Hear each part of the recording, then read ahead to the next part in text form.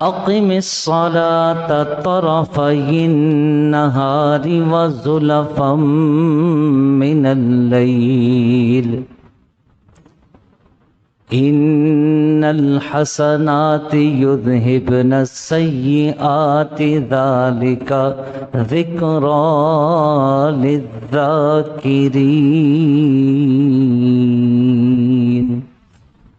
صدق اللہ و مولانا العظیم و صدق رسولہ النبی الکریم۔ عزیزان محترم، رب ذوالجلال قرآن کریم فرقان حمید میں ارشاد فرماتا ہے اقم الصلاۃ طرفی النہار، اے لوگو دن کے دونوں طرفوں میں نماز قائم کرو، وَزُلَفًا مِّنَ اللَّيْلِ، اور جب رات چھا جائے تب بھی نماز پڑھا کرو۔ اور چونکہ یہ نماز پڑھنا نیکی ہے تو فرمایا ان الحسنات یذہبن السیئات، کہ نیکی گناہ کو لے جاتی ہے، یعنی مٹا دیتی ہے۔ ذالک ذکریٰ للذاکرین، یہ نصیحت ہے نصیحت حاصل کرنے والوں کے لیے۔ مفسرین فرماتے ہیں یہاں پر اس آیہ مبارکہ میں نماز کا حکم موجود ہے، نماز کا حکم موجود ہے کہ نماز قائم کرو۔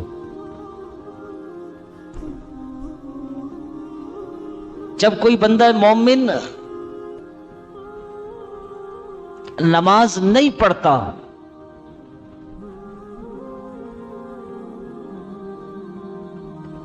تو رب ذوالجلال اس سے بے حد ناراض ہوتا ہے اور اپنے پیارے کلام میں ارشاد فرماتا ہے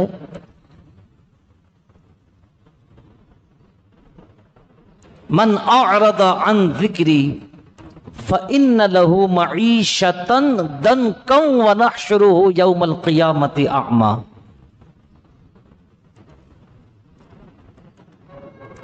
رب ارشاد فرماتا ہے کہ جو بندہ میری نماز سے منہ موڑ لیتا ہے، اس سے اعراض کرتا ہے، نماز نہیں پڑھتا، نماز پڑھنے سے رک جاتا ہے، منہ موڑ لیتا ہے، اعراض کرتا ہے،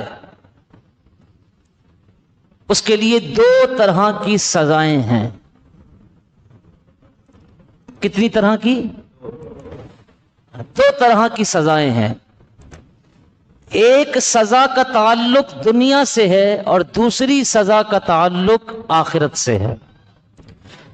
تو دونوں سزاؤں کو رب نے قرآن میں بیان کیا ہے۔ اچھا، اس کے علاوہ جو سزائیں ہیں وہ الگ،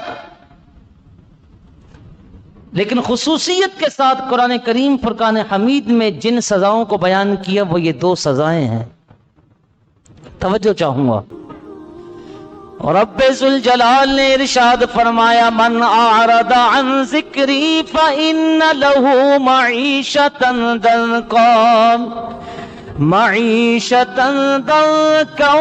ونحشره یوم القیامة اعمی قال رب لم حشرتنی اعمی وقد كنت بصیرا قال كذلك أتتك آياتنا فنسيتها وكذلك اليوم تنسى وكذلك نجزي من أسرف ولم يؤمن بآيات ربه ولعذاب الآخرة أشد وأبقى۔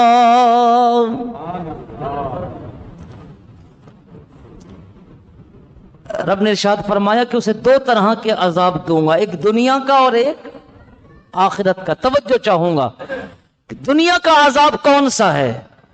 فرمایا کہ فَإِنَّ لَهُ مَعِيشَةً ضَنكًا، جو بے نمازی ہوگا، میری نماز سے منہ موڑنے والا ہوگا، دنیا کے اندر جو اسے عذاب دوں گا اس کی معیشت برباد کر دوں گا،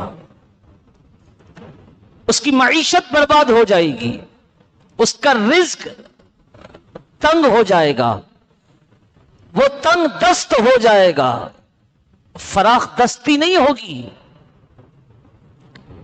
کماتا بے حد ہوگا، اس پہ برکت ہی نہیں ہوگی۔ تو فرمایا یہ دنیاوی عذاب ہے بے نمازی کے لیے، جو نماز نہیں پڑھتا ہوگا اس کی معیشت برباد کر دوں گا، معیشتاً دن کا کھینچ لوں گا، اس کی معیشت زیرو۔ تو یہ بے نمازی کو دنیاوی عذاب ہے۔ اور اخروی عذاب فرمایا وَنَحْشُرُهُ يَوْمَ الْقِيَامَةِ أَعْمَى، کل قیامت کے دن جب وہ میری بارگاہ میں آئے گا، اس کا حشر ہوگا، میدان محشر لگے گا، میری بارگاہ میں جب پیش ہوگا، وَنَحْشُرُهُ يَوْمَ الْقِيَامَةِ أَعْمَى، میری بارگاہ میں اس حال میں آئے گا کہ نابینا ہوگا، اندھا ہوگا، اس کی آنکھوں کی روشنی نہیں ہوگی، حالانکہ دنیا کے اندر بینا ہوگا، دیکھتا ہوگا، دنیا میں ہر نظارہ کرتا تھا۔ اب جب رب کی بارگاہ میں اس حال میں لایا جائے گا کہ وہ نابینا ہوگا تو عرض کرے گا قال رب لم حشرتنی اعمی وقد كنت بصیرا، اے پروردگار تو نے میرا حشر اندھوں میں کیوں کیا، حالانکہ دنیا کے اندر تو میں دیکھا کرتا تھا۔ مولا دنیا میں تو میں نظارے کرتا تھا، ان آنکھوں سے دیکھا کرتا تھا، لیکن آج تیری بارگاہ میں آیا ہوں تو مجھے دکھائی کچھ نہیں دیتا۔ سوال یہ ہے کہ وہ دیکھنا کیا چاہتا ہے؟ اگر اسے آنکھیں مل جائیں تو وہ کیا نظارہ کرنا چاہتا ہے؟ قیامت کے روز ایک مومن مسلمان کی خواہش کیا ہے؟ کیا چیز وہ دیکھنا پسند کرتا ہے؟ تو دوستو دو ہی چیزیں ہیں، دو ہی چیزیں ہیں۔ قیامت کے دن جس کی زیارت کا انسان مسلمان مشتاق ہوگا، تقاضا کرے گا، چاہت ہوگی کہ مجھے یہ دیدار نصیب ہو، مجھے زیارت نصیب ہو، تو وہ دو ہی چیزیں ہیں، ایک اللہ کے پیارے محبوب علیہ الصلوۃ والسلام کا رخ روشن، اور دوسرا رب ذوالجلال کا دیدار۔ یہ اتنی بڑی نعمتیں ہوں گی کہ یہ نعمتیں ملنے کے بعد انسان کو دوسری چاہت باقی کوئی نہ ہو، ہیں جی؟ ان آنکھوں کا ورنہ کوئی مصرف ہی نہیں، سرکار تمہارا رخ زیبا نظر آئے۔ تو دوستو یہ وہ تقاضے اور چاہت ہوں گی قیامت کے روز، ان آنکھوں سے کیا دیکھوں؟ یا سرکار کا رخ روشن دیکھوں، یا رب ذوالجلال کا دیدار کروں؟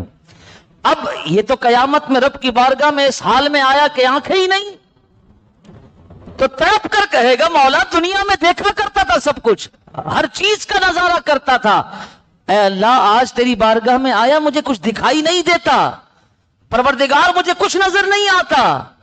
تو جواب آئے گا قال كذلك اتتك آیاتنا فنسیتها، رب فرمائے گا اسی طرح اتتك آیاتنا، میری نشانیاں تیرے پاس آئی تھی نا، فنسیتها، تو نے بھلا دیا تھا۔ گویا فرمائے گا میرا قرآن بار بار تجھے کہتا تھا اقم الصلاۃ طرفی النہار وزلفا من اللیل، اقیموا الصلاۃ وآتوا الزکاۃ وارکعوا مع الراکعین۔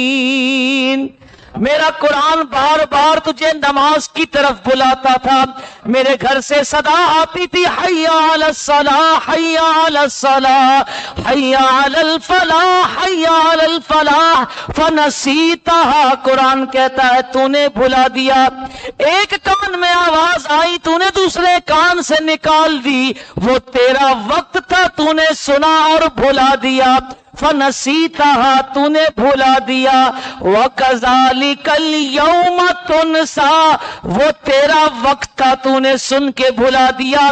آج کون ہے بادشاہ اس دن کا؟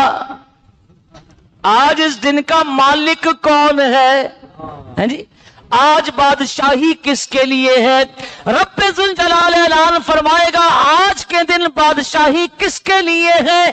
سب خاموش ہوں گے، سب پر سکتہ طاری ہوگا۔ اس دن رب ذوالجلال یہ سوال کرنے کے بعد خود ہی جواب فرمائے گا، للہ الواحد القہار، آج کے دن اگر کسی کی بادشاہی ہے تو فقط اللہ ہے جو بادشاہ حقیقی ہے، اکیلا ہے اور قہر فرمانے والا ہے۔ فنسیتہا، جب میری نشانیاں تیرے پاس آئیں تو نے بھلا دیا، صرف نظر کر دیا، ادھر سے ڈالا ادھر سے نکال دیا، جانے دو یار، ہیں جی؟ تھوڑی دیر کے لیے ٹی وی کا والیوم بھی بند کر دیا، ہیں جی؟ اذان ہو رہی ہے جناب، لیکن نماز نہ پڑھی تو نے، فنسیتہا، تو نے میرا حکم بھلا دیا، وہ تیرا وقت تھا تو نے بھلا دیا۔ آج بادشاہی میرے لیے ہے، میرے سوا کوئی بادشاہ نہیں ہے، لہذا آج جو کچھ تیرے ساتھ ہو رہا ہے یہ اسی کا نتیجہ ہے۔ وَكَذَلِكَ الْيَوْمَ تُنْسَى، آج تیرا رب تیری طرف کوئی توجہ نہیں کرے گا۔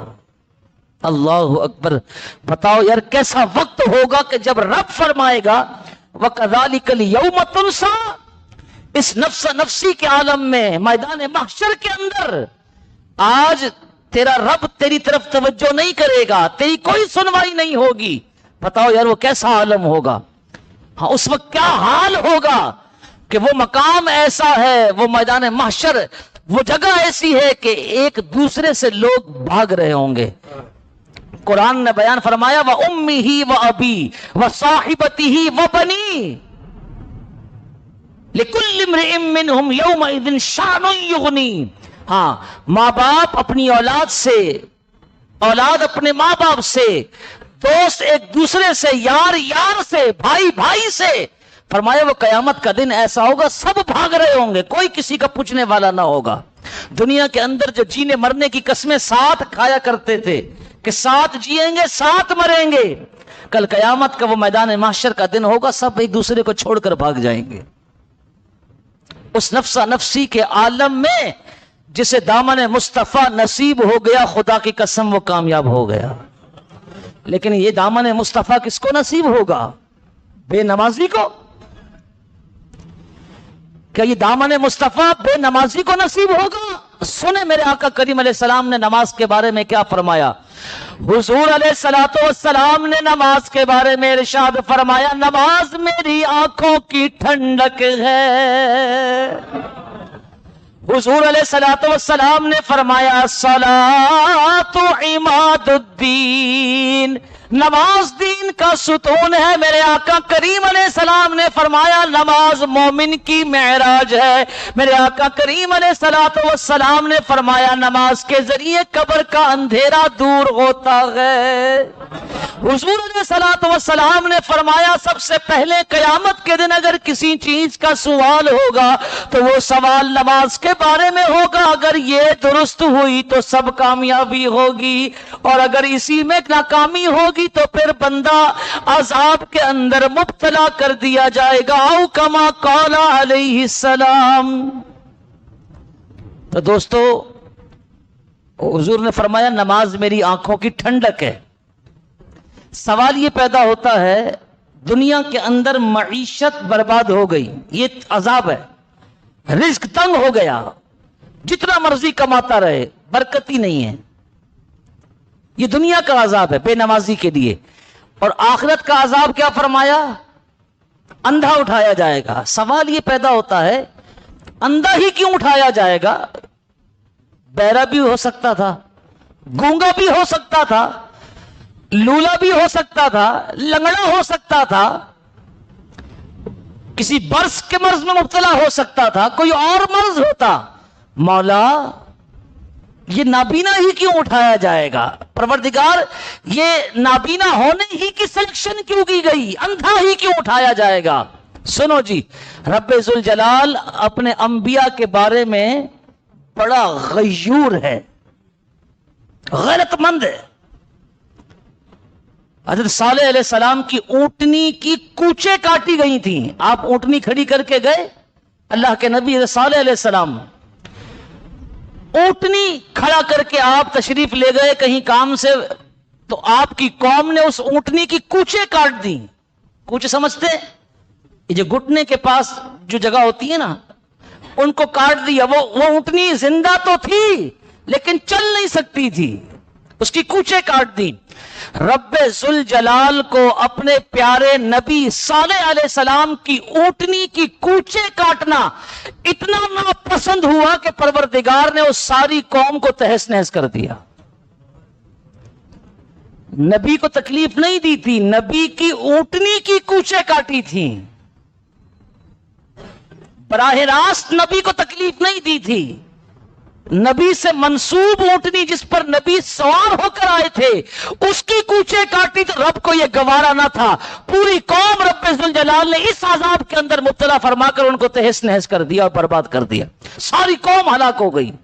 رب اپنے انبیاء کے بارے میں، نبیوں کے بارے میں بڑا غیرت مند ہے۔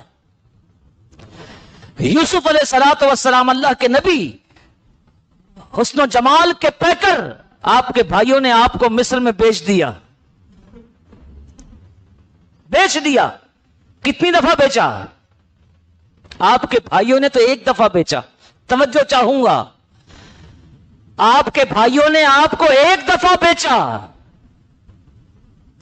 اور رب ذوالجلال اپنے نبیوں کے بارے میں اتنا غیور اور غیرت مند ہے کہ 7 سال تک مصر کے اندر رب ذوالجلال نے قحط نازل فرما دیا۔ ایک دفعہ اللہ کے نبی یوسف علیہ السلام کو بیچا گیا۔ رب اتنا غیور ہے کہ 7 سال تک مصر کے اندر جب تک بچہ یوسف علیہ السلام کے ہاتھوں پر بک نہیں گیا، رب ذوالجلال نے اس قوم سے قحط کو ختم نہیں کیا۔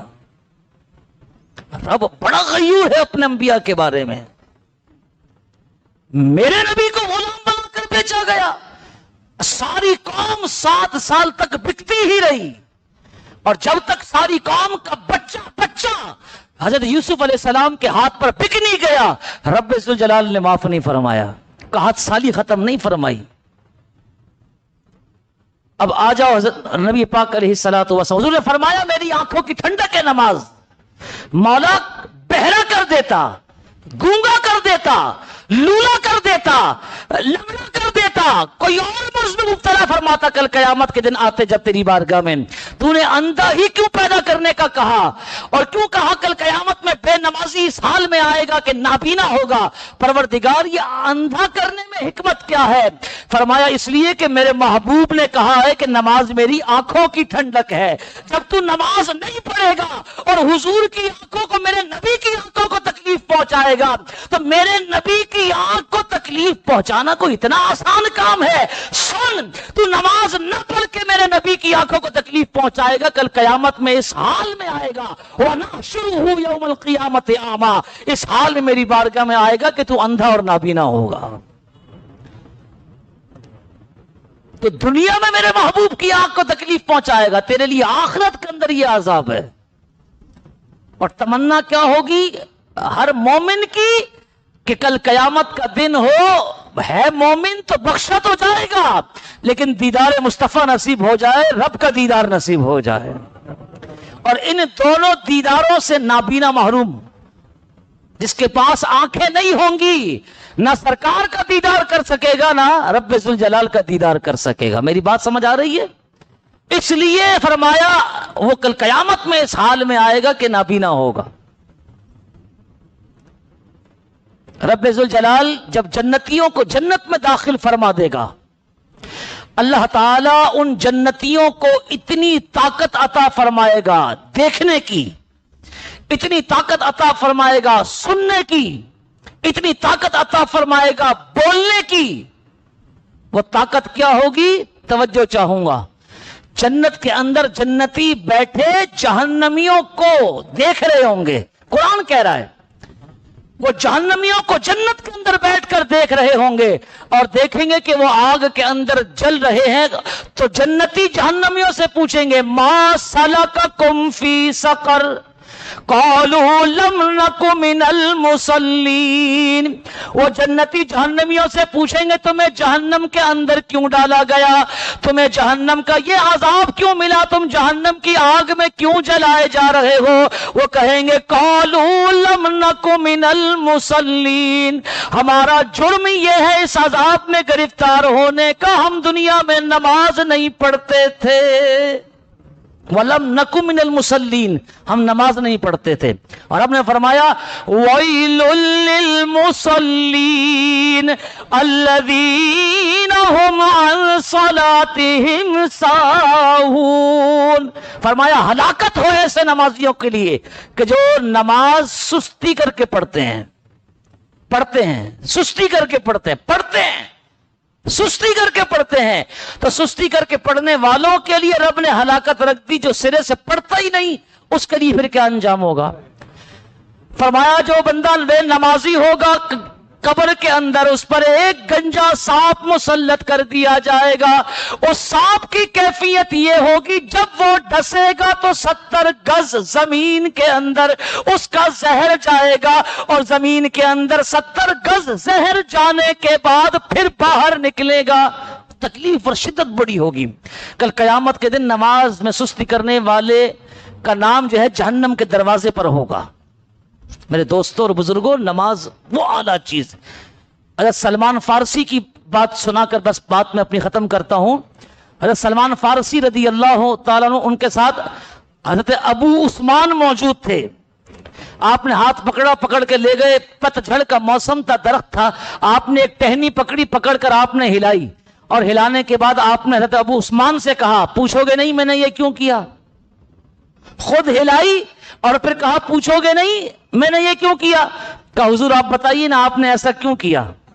कहा कि एक रोज में अल्लाह के नबी के साथ था, मेरे नबी ने इसी तरह मुझे पकड़ा और ले गए, यही दरख्त था, पतझड़ का मौसम था, हुजूर ने इसी तरह इस टहनी को हिलाया तो पत्ते गिरने लगे, जिस तरह आज तुमने देखा कि ये पत्ते फौरन गिर गए और हुजूर ने हिलाया तो पत्ते गिर गए। मेरे आका ने फिर मुझसे कहा ऐ सलमान पूछोगे नहीं मैंने ऐसा क्यों किया।